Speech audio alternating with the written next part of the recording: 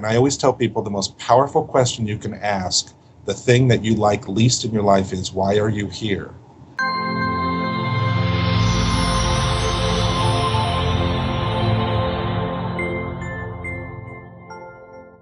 Got a quick apology to make. We had some big technical issues with the audio in this recording. It kept on getting loud and then quiet and was picking up lots of background noise for some reason. But I spent the last 4 hours trying to do everything I possibly can to fix it. But yeah, it's still definitely not perfect. But I feel like I'd be doing everyone a massive disservice if I wasn't to post it, because our guest, Joe Fotinos, shares some absolutely amazing advice. So thank you so much in advance for being patient, and I hope you really enjoy the episode. Hey guys, welcome to Spirit Pig. This is the show that explores how to live a fulfilled life. I'm Duncan CJ, and today I'm talking with Joe Fotinos, aka the spiritual businessman. Joe is vice president at Penguin Group USA and is the publisher at Tarcher, and he has written or co-written multiple titles, including The Prayer Chest, Multiply Your Blessings, A Little Daily Wisdom, The Think and Grow Rich Starter Kit, and My Life Contract, and his works have been published in 14 languages. He's been featured in numerous magazines and newspapers and was given Science of Mind magazine's first Spiritual Hero of the Year award. He travels all over the US giving workshops and talks on spirituality and inspiration, and consults with businesses and individuals to help them create success, fulfillment, and purpose. Welcome to the show, Joel. Thank you so much for being here. Thank you for having me here. And now that we got all of that out of the way, now we can talk. The spiritual businessman, that's some title. I love it. Yeah. Well, half of my life is working as a corporate executive, and the other half I'm a minister. And so I like to bring the kind of left brain corporate ideals into the spiritual world and the spiritual ideas into the business world, and bring the two together. It's interesting, because that's one of the things I was actually going to ask about later. Like, how do you feel that, because from the surface, these might seem like conflicting things, but actually, like, how do one complement the other? Because I think you obviously take things from your spiritualness, your spiritual kind of background, and actually, do you feel like that complements and actually helps your business, and vice versa? Absolutely. I absolutely feel that way. On the surface, they sound like two very different aspects or different ways of walking through the world. But when I look at it from a higher place, they both fulfill a mission that I have, which is to help people live the best lives they possibly can. And it's just two different ways of doing the same thing. And for me, it's a lot of fun, because when I speak to business audiences and bring in some spiritual principles, not heavy duty, but just some nice spiritual ideals, they love it. They really absolutely love it. And they eat it up, and they want to hear more about it. And conversely, when I speak to spiritual audiences and I bring in some of the lessons that I've learned from, corporate America and being a very successful businessman, both here in the corporation and as an entrepreneur, they love it. And so it's speaking two different languages that really ultimately say the exact same thing, which is, you are here to be fulfilled. You are here to live your life of joy. I love that. And I think we're moving in a really positive direction, because you're saying how people are open to these new things. I've said this in a couple of interviews, but it made me laugh. There was an interview it was months back with a guy called Peter Russell, and he was I think it was back in the 80s. He was brought on by companies actually to teach their top executives meditation, but it was almost seen as a dirty word. He was almost having to secretly come in and take them to the boardroom meeting, and no one really knew what his job was or what his role was, and he was teaching them mindfulness and meditation. And now, we're much more open to these kind of things. So I think it's moving in the right direction. Yeah, actually, one of the authors that I work with, who is a meditation author, he gets hired now by corporations all around the country and goes in and teaches the top executives meditation. So I think you're right, it's changing, and people are more open to all of this now. Taking things way back, earlier on in your life, you had huge personal debt. You were crippled financially, emotionally, spiritually, and you felt complete despair and depression. How did you manage to turn that all around? Wow. Yeah. So that's true. I had nearly $60,000 worth of personal credit card debt. I had 23 active credit cards, and I was in my late 20s. And, I joke and say that they kept sending me more credit cards. So I figured the credit card companies knew what they were doing. Yeah. They just kept giving me more. But at a certain point, it did become a real problem, and it became so stifling and dark. And I felt the weight and the shame and the guilt and the frustration and the hopelessness that debt can cause people to feel. And now that I've spoken about it all over, people come up and say they can relate to that. And, I tried a number of different things. I always say that I'm the guinea pig for all the methods to get out of debt. And what I eventually found was that most of the methods don't really work. The only thing that works is to begin being consistent in your life and to spend time every day making sure that you have a clear goal and working towards it every single day. And I tell the story in my book, My Life Contract, about how when I was trying to get clear about how much debt I was in, I took all of my receipts and my statements and everything into the financial advisor that I made an appointment with. And he had one of those old calculators that had the white tape, come up and tick, tick, tick, tick, and he kept doing that, and the paper got longer and longer and longer. And finally, at the end, he pulled off the paper and he said, "I've got great news for you." He said, "If you do not spend another penny on your credit cards, and if you just get a little bit of a raise every single year, it will only take you 23 years to get out of debt." And he thought that was like the best news ever. He thought he had figured out a plan for me. And I just, I don't mean this really seriously, but I felt like I almost wanted to kill myself because I thought there was no future for me. 23 years just seemed like forever. And so I just made a determination right then and there that that was not going to be true for me. I was going to find a different way. And this is where having a spiritual side and a business side together comes into play, because on the business side, it was pretty clear what to do. Kind of what he was saying. You have to stop using your credit cards. Okay, that's not brain surgery. But on the spiritual side, what I needed to do is I needed to kind of go within and find out, why did this happen in the first place? And one of the things that I believe very strongly is that when something shows up in your life, instead of just trying to get rid of it, ask it a very simple question. Why are you here? So I began asking my debt. It sounds very woo-woo, but I began taking a journal and I would write letters to my debt. And I would say, "Dear debt, why are you here in my life?" And I began having a relationship with my debt. And what I thought at first would happen is when I would write a letter to debt and say, "Why are you here? I hate you. You make me feel horrible. I feel so guilty and terrible. And I feel like I'll never get out of debt. And why are you here?" And I would sign it. And then what I would do is I would turn the page and I would take a couple deep breaths. And then I would just answer my own letter as if debt were answering the letter back to me. And what debt would say to me would be things like, "Dear Joel, I'm not here to hurt you. I'm here to help you. I'm here to help you have a better relationship with money, and therefore to have a better relationship with yourself."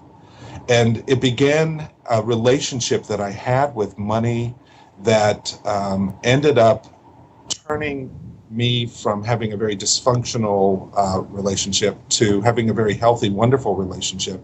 And instead of 23 years to get out of debt, I got out of debt in about 3.5 years. And then from then, I created new goals of financial goals so that I had a certain amount of money in the bank and made a certain amount of money at my job. And I exceeded all of those. And I just kept doing that until I became very prosperous. And what I realize now is that that debt that was there, I could have just stayed with that. And I could have listened to that financial advisor and gotten out of debt in 23 years, which probably would be like this morning. That's probably about 23 years ago, actually. And that would have been okay. But instead, I began a relationship with the very thing that I thought was the worst thing in my life. And walking through that relationship with it changed it and changed me. And what I thought was the worst thing in the world ended up being one of the best things, because here I am 23 years later talking about this very process and helping. I've hopefully been able to help thousands of people over the years with their debt and their relationship with money as well. So do you think that translates into all sort of facets of life, anything which is seen as sort of like negative or something, we've got to first, change our internal relationship, whatever that pain is, whatever that struggle is. And then do you think by focusing on that internalness, because you addressed it, you didn't just look at the debt, which maybe is like the physical realization. There's obviously a lot of stuff going on. So do you think that's how we should start and approach all sorts of problems, by first really getting to the core of it? Like, I don't know exactly, I didn't really articulate that well, but do you know kind of what I'm trying to say? Yeah, I do. And the answer is I do think that's what we should do. The method that I described, I call writing a soul letter, because clearly I wasn't writing these letters to a thing called debt. It was really an aspect of myself that I was trying to have a conversation with that was masked as debt. Yeah. But I've now used these soul letters in every part of my life, and I've taught them for years. And the stories of people who do this are amazing. There was a woman who used soul letters because she had just been diagnosed with breast cancer. And so she wrote a letter to her breast cancer. And I always tell people the most powerful question you can ask, the thing that you like least in your life, is, why are you here? So she said, "Dear breast cancer, why are you here? I don't want to have this. I'm scared of dying." And she just laid out everything she could in the letter. And then you turn the page, take a couple breaths, and it's not that you're accessing anything out there. You're just accessing a different part of yourself, maybe the part of you that isn't so afraid. And but we call it by whatever it is that we are afraid of. And so her breast cancer wrote her back a letter and said, "Dear so-and-so, I'm not here to hurt you. I'm here because I love you." And then went on to say that it wasn't cancer that was there. It was little pockets of hate that this woman had felt about herself all of these years, that she had hated herself and had treated herself so poorly. And and in the letter it said, "I'm here to remind you that you can't hate yourself. You have to love yourself. And so in the process of healing, you will learn to love yourself, and I am here to help you." And that was so powerful for her, because no longer did the breast cancer feel like something that was, a fait accompli, or that she had no control over. Now she felt like she was in relationship with it, and she was able to work with her doctors and all of the different kinds of healers that she was working with, both Western and Eastern type healers. And she ended up beating the cancer.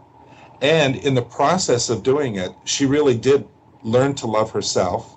And as she learned to love herself, she fell in love with one of the doctors, and they got married. Isn't that awesome? That's an amazing story. But that all just comes from one simple question, which is, why are you here? The very thing we're so afraid of, if we just say, why are you here, and begin a relationship with it, it just transforms. We don't have to run from it anymore. We can stop and be empowered by it rather than, be diminished by it. I love that. That's such a fantastic story. Yeah. So it's so interesting. I've never heard it being described like that. Just taking the worst things, the biggest fears, the biggest stresses, and just like, why are you here? I love it. Yeah. It's a way of going through life where we are not ruled by fear. And I was noticing there was a period of time a few years ago when I was watching a lot of horror movies, if you know what I mean, like the Friday the 13th. Sure. And, I can't even think of all of the names of them now. Shining, all these gory or like. Yeah, I know what you did last summer, and all of those. Anyway, Halloween.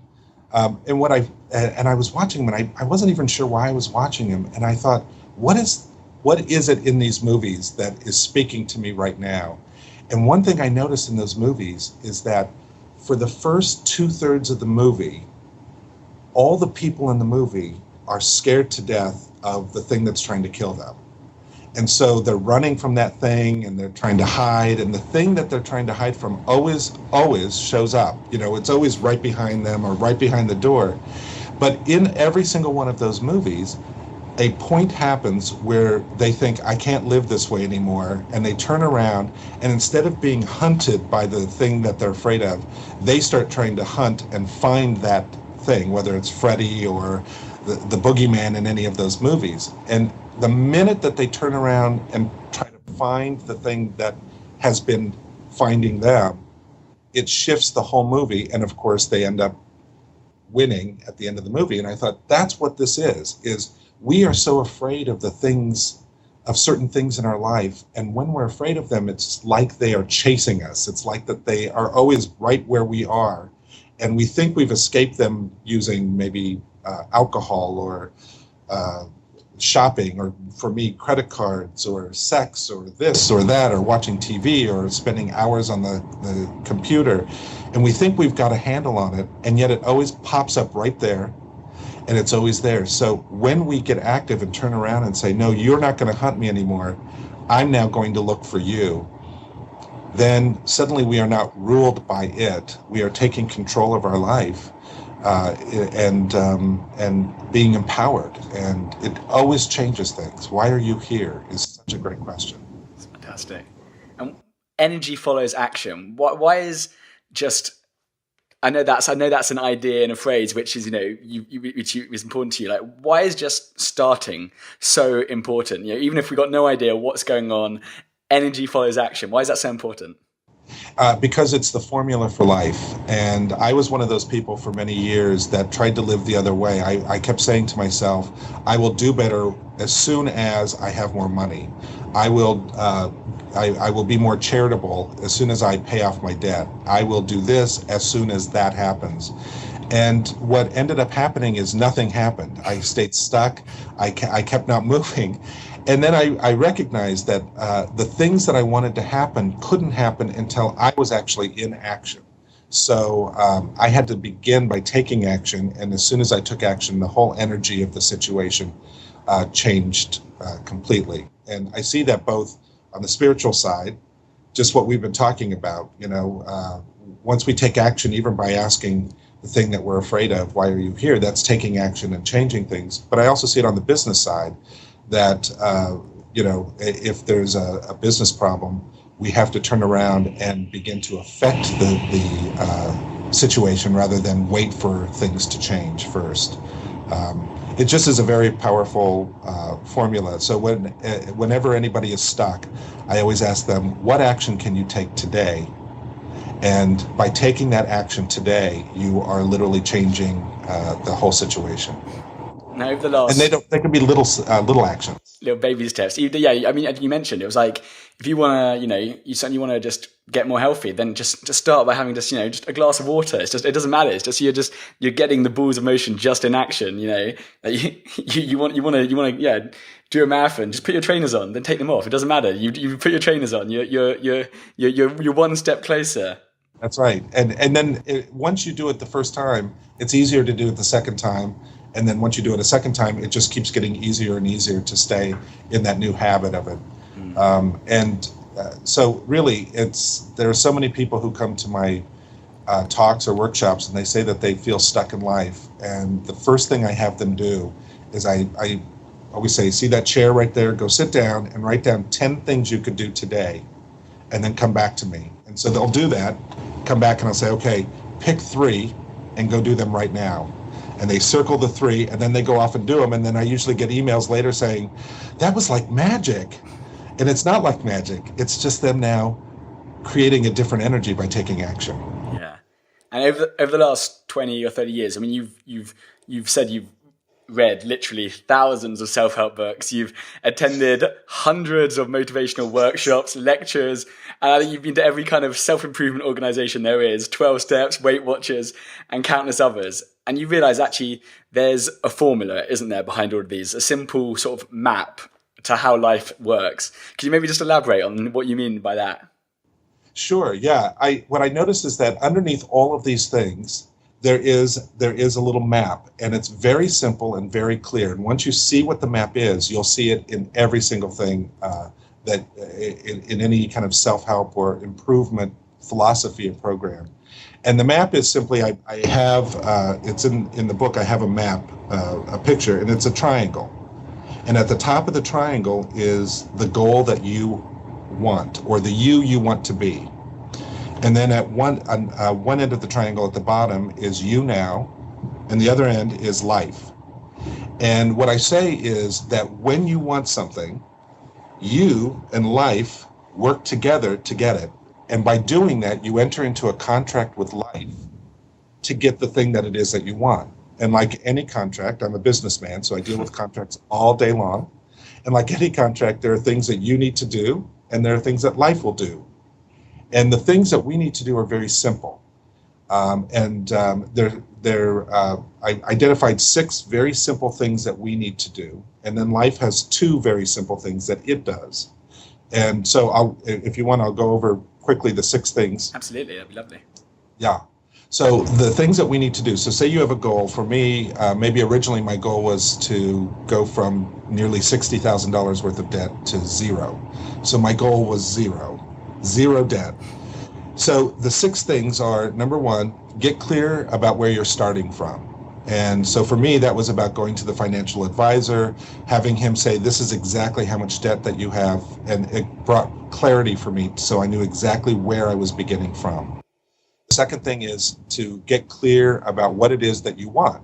Well, the thing at the top of the triangle is the thing that you want. And for me, that was 0 debt. That's very clear. The clearer you are about the thing that you want, the better it is, because now you know where you're going. And then the third thing is to make a decision. And this isn't like a decision like what restaurant are you going to go eat at? Not at that level. This is like a life decision.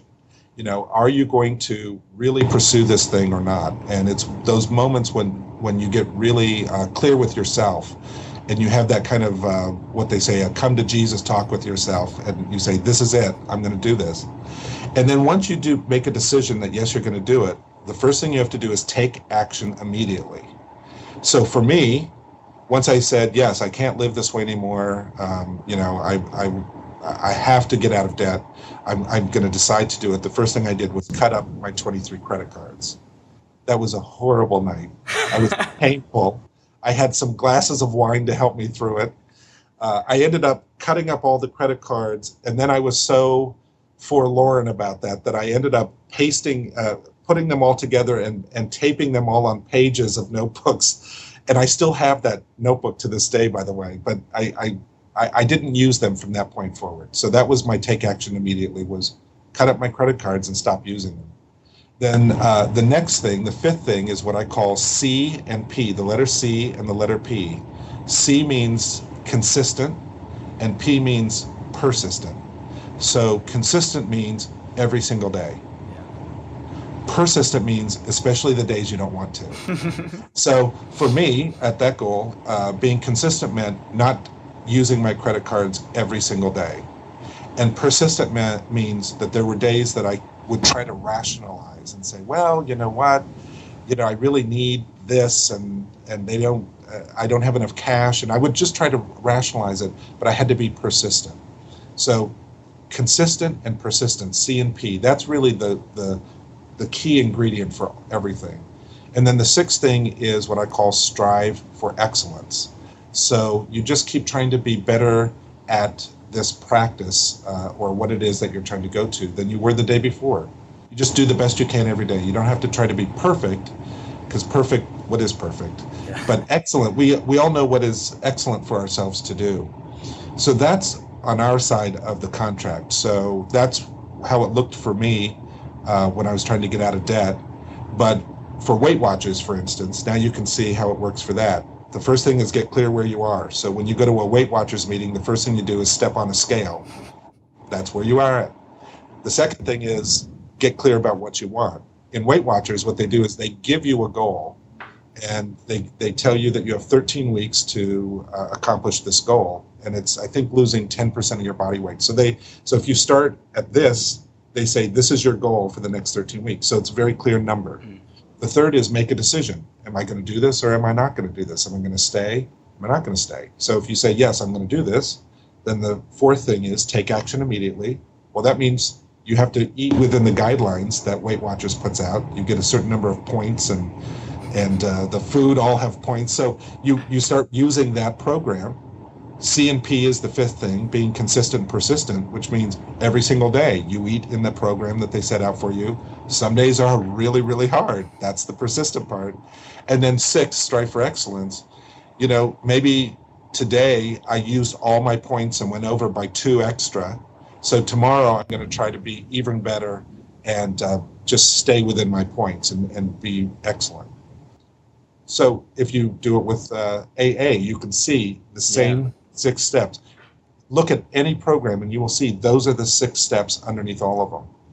The hard part for us is that life's part of the contract has 2 points that life needs to do to fulfill the contract, and that is how and when. How we get what it is we want and when we get it. And those are the two things we want the most. We want those on our side of the contract, but they're not on our side of the contract. So what I have found is so many people spend so much time trying to control the how and the when that they ignore their part of the contract. And then they get very stuck and say, I don't know why this isn't working.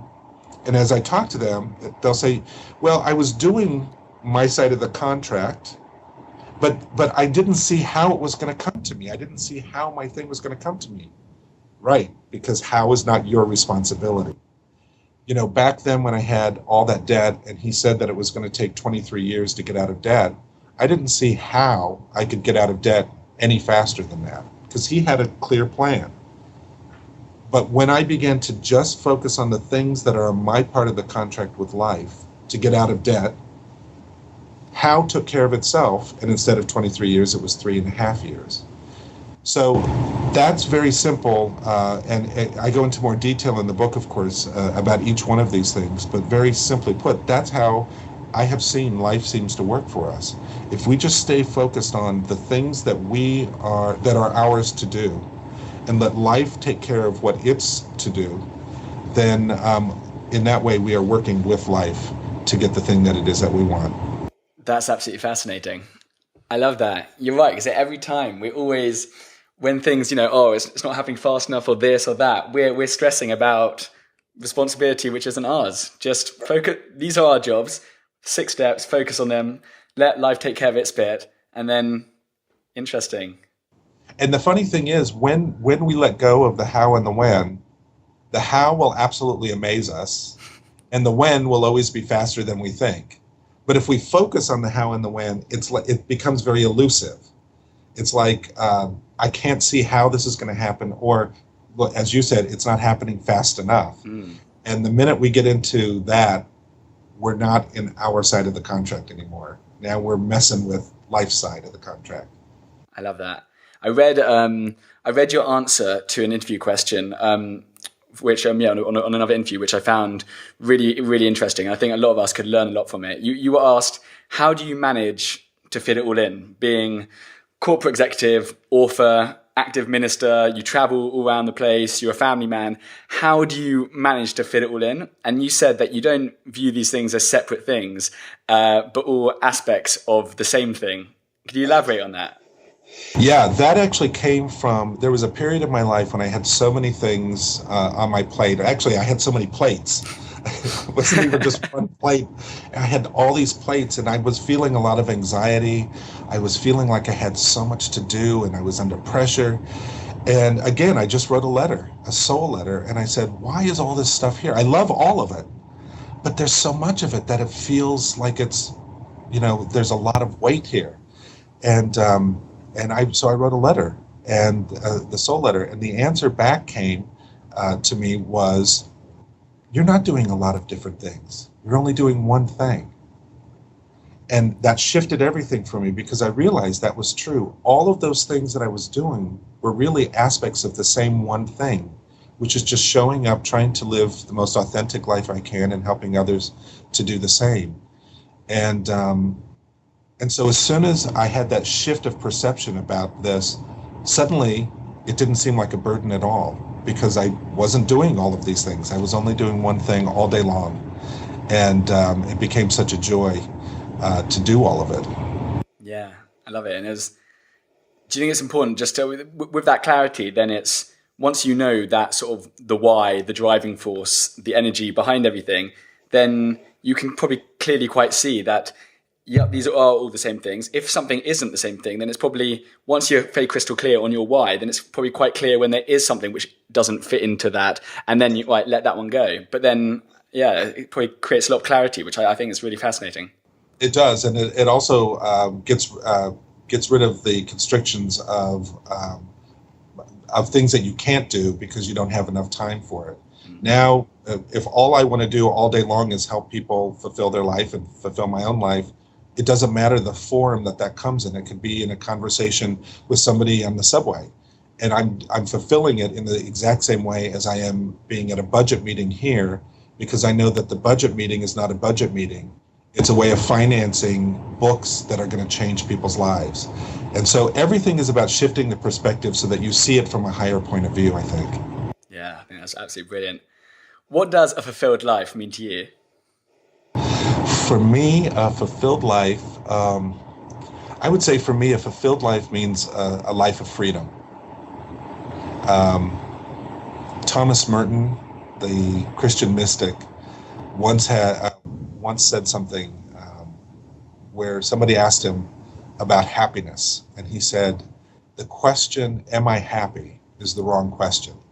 He said, "The real question is, am I free?"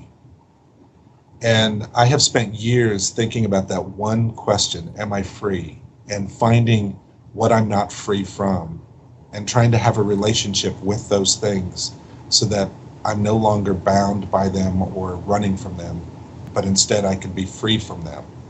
And for me, a fulfilled life is a life where I am free to live it as fearlessly as I possibly can, as joyfully as I possibly can, and as conscious as I possibly can. And that begins, in my mind, with the word freedom. Am I free? That's a great answer. What is one thing all our listeners can do today that will have a massive positive effect on their lives? Well, I would say the one thing I would ask them to do is what we just talked about. Think of the thing that is the problem in your life, the biggest negative in your life, the thing that scares you the most, the thing that makes you the most angry or upset, and just get out a simple piece of paper or a journal. It doesn't have to be fancy. It could just be a piece of journal paper, and ask a question. Why are you in my life? And then just take a breath and just access that part of you and just write the answer and see what comes up, and begin changing your relationship with the thing that scares you, or that brings you fear, and instead have a relationship with it and transform it.